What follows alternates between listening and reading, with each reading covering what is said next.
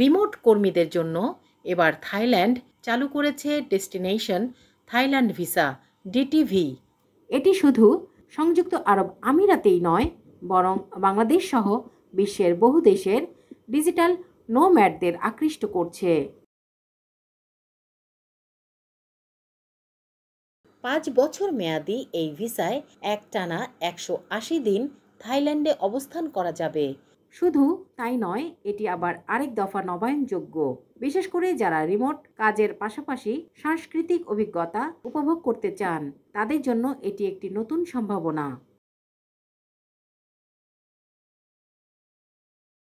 বাংলাদেশ থেকে রিমোট কাজ করছেন এমন ফ্রিল্যান্সার, উদ্যোক্তা ও অনলাইন পেশাজীবীদের জন্য ডিটিভি ভিসা হতে পারে দীর্ঘমেয়াদী বসবাসের বাস্তবিক সুযোগ। ভিসা পাওয়ার প্রক্রিয়া অনলাইন ও ঝামেলাহীন হওয়ায় বাংলাদেশি পাসপোর্টধারীদের জন্য এটি তুলনামূলকভাবে সহজ। স্পাউস ও সন্তানরাও একই স্কিমে আবেদন করতে পারবেন।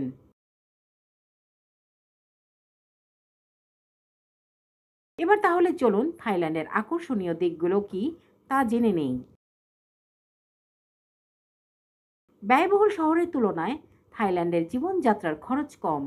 দেশটিতে রয়েছে উন্নত স্বাস্থ্যসেবা, উচ্চগতির ইন্টারনেট এবং সরাসরি বিমানের সংযোগ। ডিটিভি ভিসাধারীরা মুয়াই থাই, থাই রান্না শেখা, ভাষা কোর্সের মতো সাংস্কৃতিক কার্যক্রমে অংশ নিতে পারবেন।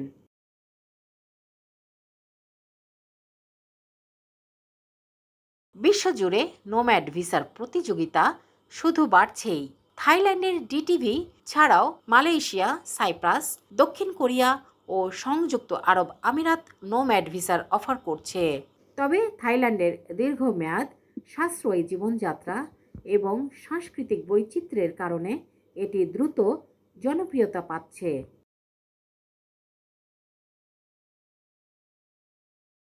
তবে শুধু যে সুবিধাই আছে তা নয়, চ্যালেঞ্জও আছে এই ভিসায়। ভিসাটি স্থানীয়ভাবে কাজের অনুমতি দেয় না এবং অধিকাংশ ব্যাংক ডিটিভি ভিসাধারীকে অ্যাকাউন্ট খুলতে দেয় না।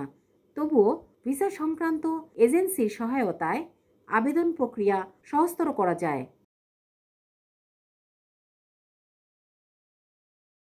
পর্যটন কর্তৃপক্ষের প্রত্যাশা, থাইল্যান্ড এরই মধ্যে মধ্যপ্রাচ্য থেকে 9 লাখের বেশি পর্যটক পেয়েছে এবং এবার সংখ্যা 10 লাখ ছাড়িয়ে যাওয়ার আশাবাদ ব্যক্ত করছে। এই প্রবণতা যদি অব্যাহত থাকে, বাংলাদেশের ডিজিটাল নোম্যাডদের জন্য এটি হতে পারে একটি নতুন অধ্যায়ের সূচনা, যেখানে রিমোট কাজ ও জীবনের মান মিলিয়ে এক অনন্য অভিজ্ঞতা অপেক্ষা করছে।